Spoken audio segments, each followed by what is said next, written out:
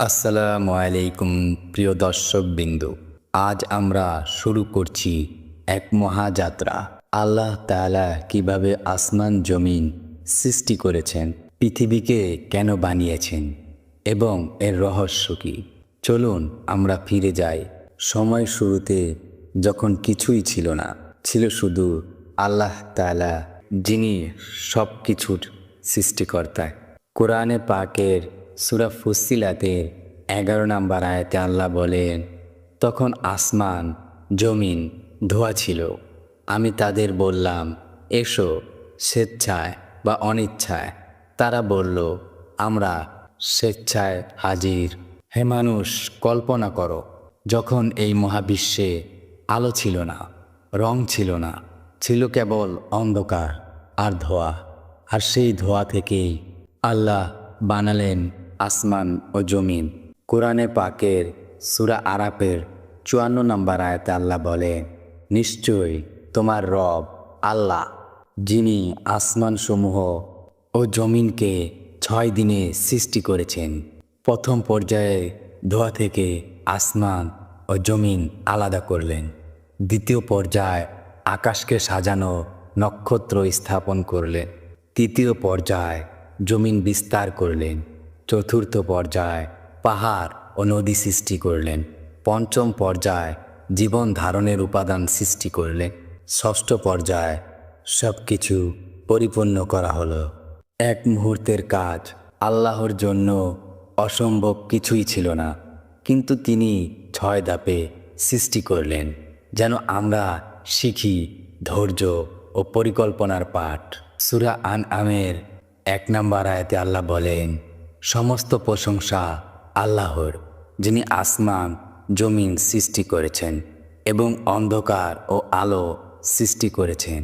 দিন রাতের পরিবর্তন, আলো ও অন্ধকার, এগুলো শুধু প্রাকৃতিক ঘটনা নয়, এগুলো আল্লাহর নিদর্শন, যা মানুষকে চিন্তাশীল করে।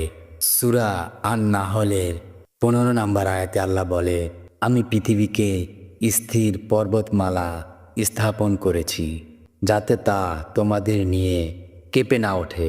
তুমি কি ভেবেছ পাহাড় কেবল সৌন্দর্যের জন্য? না, এগুলো পৃথিবীর ভারসাম্যের জন্য আল্লাহর রহমত। সূরা মুলকের 15 নম্বর আয়াতে আল্লাহ বলেন, তিনি তোমাদের জন্য পৃথিবীকে সহজ করেছেন, কাজেই তোমরা তার পথ ধরে চলো এবং তার রিজিক খাও। মাটি, পানি, বাতাস, আলো, সব কিছুই আল্লাহ বানিয়েছেন আমাদের জন্য। অথচ আমরা কি কখনো ভেবেছি কত মহান সেই রব, যিনি আমাদের জীবনযাত্রার প্রতিটি উপাদান তৈরি করেছেন। হে আমাদের রব, তুমি এগুলো শুধুই সৃষ্টি করনি, তুমি পবিত্র। আমাদেরকে আগুনের শাস্তি থেকে রক্ষা করো। আল্লাহ বলেন, তিনি পৃথিবীকে তোমাদের জন্য বিছানার মতো বানিয়েছেন এবং তাতে চলাচলের পথ রেখেছেন।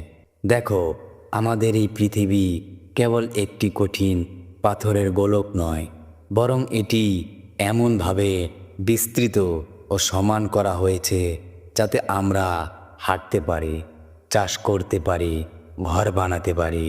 এ এক মহান রহমত। সূরা আম্বিয়ার 31 নম্বর আয়াতে আল্লাহ বলেন, আমি পৃথিবী দৃঢ় পাহাড় স্থাপন করেছি, যাতে তা কাঁপে না। পাহাড় কেবল সৌন্দর্যের অলংকার নয়, এগুলো পৃথিবীর খুঁটির মতো। ভূমিকম্পের ভারসাম্য রক্ষা করার জন্য আল্লাহ পাহাড় বানিয়েছেন। সূরা আম্বিয়ার 30 নম্বর আয়াতে আল্লাহ বলেন, আমি পানি থেকে সমস্ত জীব সৃষ্টি করেছি। তুমি কি ভেবেছ এক ফোঁটা পানির মূল্য কত? যদি পানি না থাকতো, গাছ জন্মাতো না, পশু থাকতো না, আমরাও থাকতাম না। পানি হলো জীবনের রহস্য। সূরা বাকারার 22 নম্বর আয়াতে আল্লাহ বলে, তিনি আকাশ থেকে পানি বর্ষণ করে, তারপর সব রকম ফল ফলান।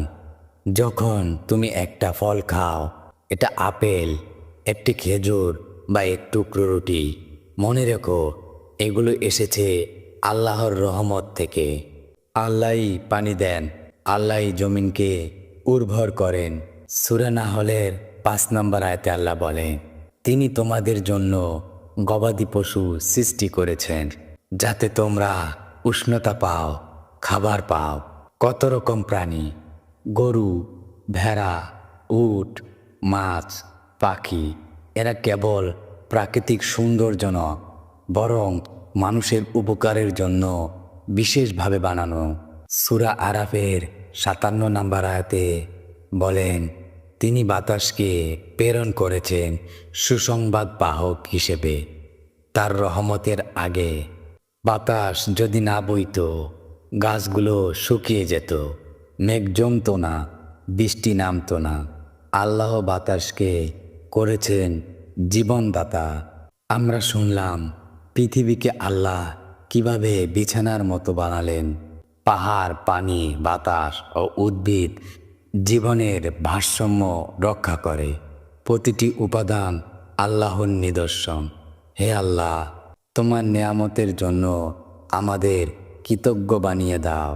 কোরআনে পাকের সূরা বাকারার 30 নম্বর আয়াতে আল্লাহ বলেন, আর যখন তোমার প্রভু ফেরেশতাদের বললেন, আমি পৃথিবীতে একজন প্রতিনিধি সৃষ্টি করব, তখন তারা বললেন, হে আল্লাহ, আপনি কি এমন কাউকে সৃষ্টি করবেন যে সেখানে অশান্তি সৃষ্টি করবে ও রক্তপাত ঘটাবে?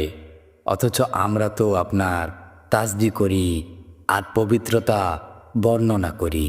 সূরা আর রহমানের 14 নম্বর আয়াতে আল্লাহ বলেন, তিনি মানুষকে সৃষ্টি করেছেন শুকনো কাদামাটি থেকে।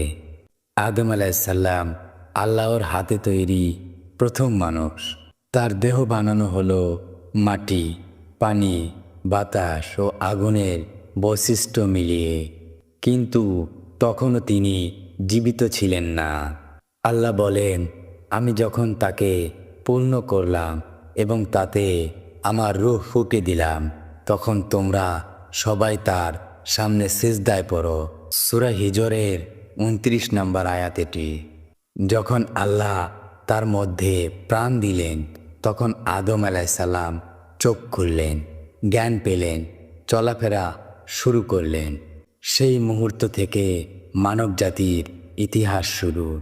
কোরআনে পাকের সূরা বাকারার 31 নম্বর আয়াতে আল্লাহ বলেন, তিনি আদমকে সব কিছুর নাম শিখিয়ে দিলেন। আল্লাহ প্রথম নবী আদম আলাইসাল্লামকে জ্ঞান দিলেন, ফেরেশতাদের সামনে পরীক্ষা নিলেন। ফেরেশতারা বলল, সুবহানাকা, আমরা কেবল এতটুকুই জানি যা তুমি শিখেছ। কিন্তু আদম আলাইসাল্লাম সব নাম বলে দিলেন।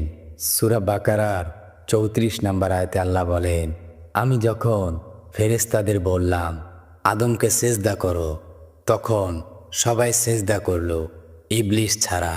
সে অহংকার করল এবং কাফেরদের অন্তর্ভুক্ত হলো। সেখানে ইবলিস বলেছিলেন, আমি তার চেয়ে উত্তম, আমাকে আগুন থেকে সৃষ্টি করা হয়েছে আর তাকে সৃষ্টি করা হয়েছে মাটি থেকে। তখন ইবলিসের প্রতি আল্লাহর ঘোষণা এলো, তাহলে নেমে যাও জান্নাত থেকে। অহংকারকারীদের জন্য সেখানে কোনো স্থান নেই। এভাবেই শুরু হলো মানব জাতির পরীক্ষা। আদম আলাইসাল্লাম পৃথিবীতে আল্লাহর খলিফা। তার দায়িত্ব হলো আল্লাহর ইবাদত করা, সৎভাবে জীবনযাপন করা এবং তার সন্তানদের সত্যের পথে চালানো। অবশেষে আমরা জানলাম আল্লাহ ফেরেশতাদের সামনে ঘোষণা দিলেন খলিফা সৃষ্টি করবেন। আদম আলাইসাল্লামের সৃষ্টি হলো মাটি থেকে। আল্লাহ তাআলা রূহ দিলেন এবং জ্ঞান শেখালেন। ফেরেশতারা সেজদা করল, কিন্তু ইবলিস অহংকার করে অমান্য করল। এভাবেই শুরু হলো মানুষের পরীক্ষার ইতিহাস। সূরা আজ-জারিয়াতের 56 নম্বর আয়াতে আল্লাহ বলেন, আমি জিন মানুষকে শুধু আমার ইবাদতের জন্য সৃষ্টি করেছি। পৃথিবীকে আল্লাহ বানিয়েছেন একটি পরীক্ষার ময়দান। এখানে প্রতিটি মানুষ পরীক্ষা দিচ্ছে, কেউ সম্পদের পরীক্ষায়, কেউ গরিবী পরীক্ষায়, কেউ ক্ষমতার পরীক্ষায়, কেউ আবার ধৈর্যের পরীক্ষায়। আমাদের মাথায় সবসময় একটা চিন্তা আসে, কেন এত কষ্ট, কেন এত দুঃখ? যদি আল্লাহ চান তবে তো সব কিছুই সহজ করে দিতে পারেন। সূরা মুলকের 2 নম্বর আয়াতে আল্লাহ বলেন, তিনি মৃত্যু ও জীবন সৃষ্টি করেছেন তোমাদের পরীক্ষা করার জন্য, কে তোমাদের মধ্যে সেরা আমল করে। আল্লাহ পৃথিবীকে সাজিয়েছেন মানুষের প্রয়োজন মেটানোর জন্য। মাটি সৃষ্টি করেছেন খাদ্য উৎপাদনের জন্য, পানি জীবন সৃষ্টির জন্য, সূর্য ও চাঁদ আলো, সময়, শক্তির জন্য, বাতাস প্রাণ ধারণের জন্য, আর পাহাড় পৃথিবীকে স্থিতিশীল রাখার জন্য। এই সব কিছুই আল্লাহ মানুষের জন্য বানিয়েছেন। কিন্তু মানুষ কি কখনো ভাবে গভীরভাবে কেন এগুলো সৃষ্টি হয়েছে? সূরা আল জাথিয়ার 13 নম্বর আয়াতে আল্লাহ বলেন, আল্লাহ তোমাদের জন্য আসমান ও জমিনের সব কিছুই কাজে লাগিয়ে দিয়েছেন। সূরা আল ইমরানের 185 নম্বর আয়াতে আল্লাহ বলেন, দুনিয়ার জীবন তো এক প্রতারণাময় ভোগবিলাস ছাড়া আর কিছুই নয়। একবার ভাবুন, আপনার আমার যৌবন কেটে যাবে, সম্পদ রয়ে যাবে, কিন্তু জীবন তো শেষের পথে চলে যাবে। প্রকৃত ঘর কোথায় আমাদের? প্রকৃত ঘর তো হলো আখিরাত। এই পৃথিবী কেবল পরীক্ষার স্থান। আল্লাহ চান মানুষ এই পৃথিবী দেখে, শিখে, চিন্তা করে তার মহত্বকে উপলব্ধি করুক। হে মানুষ, এই দুনিয়া তোমার স্থায়ী ঘর নয়। এখানে তুই এসেছ পরীক্ষার জন্য। সত্যিকারে বিজয় হলো আখিরাতে জান্নাত লাভ। আল্লাহ প্রথমে আসমান ও জমিনকে সৃষ্টি করলেন। সূর্য, চাঁদ, তারা সবই আল্লাহর কুদরতের নিদর্শন। ফেরেশতারা শুধু আল্লাহর ইবাদতে মগ্ন ছিলেন। ফেরেশতারা বললেন, প্রভু কি সুন্দর পৃথিবী সৃষ্টি করেছেন, কিন্তু এত বিশাল পৃথিবী এখনো ফাঁকা। নিশ্চয়ই আল্লাহর হিকমত আছে এখানে আরেকটি সৃষ্টি বসানোর। ইতিহাস বলেন, আল্লাহ প্রথমে পৃথিবীতে হিম ও বিন নামে 2টি জাতি পাঠালেন। তাদের আকার ছিল অদ্ভুত, কিছুটা মানুষ সদৃশ্য, আবার কিছুটা জানোয়ারের মতো। তারা দলে দলে পৃথিবীতে ছড়িয়ে পড়ল। তারা এক পর্যায়ে বলল, এই পৃথিবী এখন আমাদের, আমরা শক্তিশালী, আমাদের কেউ থামাতে পারবে না। আমরা শিকার করব, আমরা শাসন করব, কারো ইবাদতের দরকার নেই। এই দুনিয়া শুধু ভোগ করার জন্য। প্রথমে তারা শান্তিপূর্ণভাবে বসবাস করলেও ধীরে ধীরে তাদের অন্তরে প্রবেশ করল অহংকার, লোভ, হিংসা। তারা রক্তপাত শুরু করল, দুর্বলদের হত্যা করল, দুনিয়ায় ফাসাদ ছড়িয়ে দিল। তারা বললেন, আমরা কেন এক আল্লাহকে মানব? আমাদের শক্তি, আমাদের উপাস্য, আমাদের অস্ত্র আছে, আগুন আছে, যুদ্ধ আছে, আমরা এই পৃথিবীর আসল মালিক। ফেরেশতারা দেখল পৃথিবীতে অন্যায়, হত্যা আর রক্তপাতের স্রোত বইছে। তারা আল্লাহর দরবারে আরজি পেশ করলেন, হে আমার রব, আপনি পৃথিবীতে এমন জাতিকে বসিয়েছেন যারা রক্তপাত করছে, ফাসাদ করছে। আমরা তো সর্বদা আপনার ইবাদতে আছি। আল্লাহর হুকুমে ফেরেশতারা পৃথিবীতে নেমে এলো। তারা হিম ও বিন জাতির বিরুদ্ধে যুদ্ধ করল। ভয়ঙ্কর যুদ্ধ শুরু হলো। ফেরেশতারা বললেন, আল্লাহর নামে আমরা ফাসাদকারীদের ধ্বংস করব। হিম ও বিন জাতি বলল, আমরা হারব না, আমরা অমর। কিন্তু ফেরেশতাদের শক্তির সামনে তারা টিকতে পারল না। ধ্বংস হলো তাদের সভ্যতা। কেবলমাত্র অল্প কিছু জীব পালিয়ে গেল বন জঙ্গল ও অজানা স্থানে। এভাবেই পৃথিবী শূন্য হয়ে গেল হিম ও বিন নামক জাতি থেকে। তাদের ইতিহাস হলো শিক্ষা। যারা আল্লাহর হুকুম মানবে না তারা ধ্বংস হয়, কিন্তু পৃথিবী তো ফাঁকা থাকতে পারে না। আল্লাহ পরিকল্পনা ছিল আরেকটি নতুন সৃষ্টি পাঠানো, আর সেটাই হবে ইতিহাসের এক মহান অধ্যায়। হিম ও বিন জাতি ধ্বংস হলো, পৃথিবী আবার শূন্য হয়ে গেল, কিন্তু আল্লাহ তাআলার হিকমত অনুযায়ী পৃথিবী খালি থাকতে পারে না। এবার তিনি সৃষ্টি করলেন আরেক জাতিকে, জিন। তাদের সৃষ্টি হলো আগুন থেকে, আর তারা হলো মানুষের আগে পৃথিবীর অধিবাসী। কোরআনে পাকে সূরা আর রহমানের 15 নম্বর আয়াতে আল্লাহ বলেন, আমি জিনকে সৃষ্টি করেছি আগুনের শিখা থেকে। আল্লাহ তাদের বানালেন হালকা, দ্রুতগামী, শক্তিশালী এক সত্তা হিসেবে।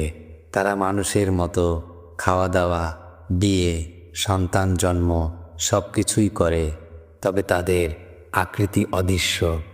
একজন জিন বলেন, আমরা আগুন থেকে সৃষ্টি হয়েছি, আমরা দ্রুত চলতে পারি, শক্তিতে আমরা অসাধারণ। পৃথিবী এখন আমাদের জন্য। প্রথম যুগে জিনেরা পৃথিবীতে আল্লাহর ইবাদত করত। তারা পাহাড়, বন, নদী, মরুভূমি সর্বত্র বসবাস শুরু করল। তারা দলে দলে সমাজ গড়ে তুলল, রাষ্ট্রের মতো ব্যবস্থাপনা করল। তাদের মধ্যেও ছিল নেক জিন, যারা আল্লাহর আনুগত্য করত। কিন্তু সময়ের সাথে সাথে তাদের অন্তরও জন্ম নিল অহংকার, হিংসা, বিদ্বেষ। তারা ভুলে গেল কেন তাদের সৃষ্টি করা হয়েছে। একটি বদ জিন বলে, আমরা কেন ইবাদত করব? পৃথিবী আমাদের শক্তির জায়গা, আমরা চাইলে শাসন করব, চাইলে হত্যা করব। আমরা তো অদৃশ্য, আমাদের কে দেখবে?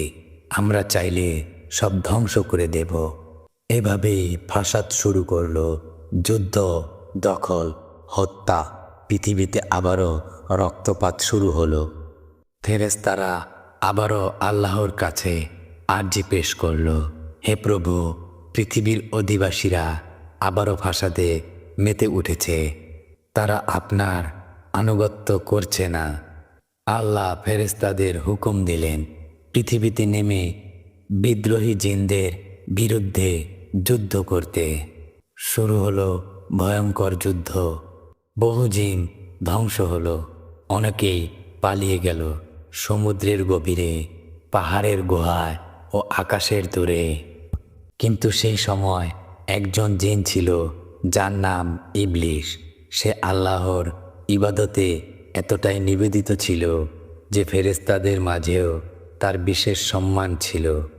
এভাবেই পৃথিবীতে জিনদের আগমন ও তাদের ফাসাদের ইতিহাস শুরু হলো।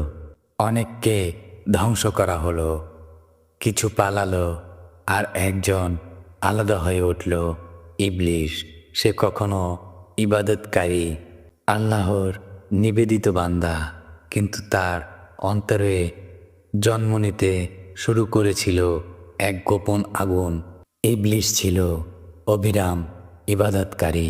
সে রুকু, সেজদা, সিয়াম, তাহাজ্জুদে ডুবে থাকত। ফেরেশতারা তাকে প্রশংসা করত, কিন্তু ধীরে ধীরে তার অন্তরে জন্ম নিতে লাগলো এক গোপন চিন্তা, আমি তো অন্যদের থেকে আলাদা, আমি শ্রেষ্ঠ। যখন জিন জাতির ফাসাদ পৃথিবী ভরে ফেলল, তখন ফেরেশতারা আল্লাহর দরবারে আরজি করল, হে আমার প্রভু, আপনি কি পৃথিবীতে আবার এমন সৃষ্টি করবেন যারা রক্তপাত করবে, ফাসাদ করবে, অথচ আমরা সর্বদা আপনার তাসবিহ ও পবিত্রতা ঘোষণা করি।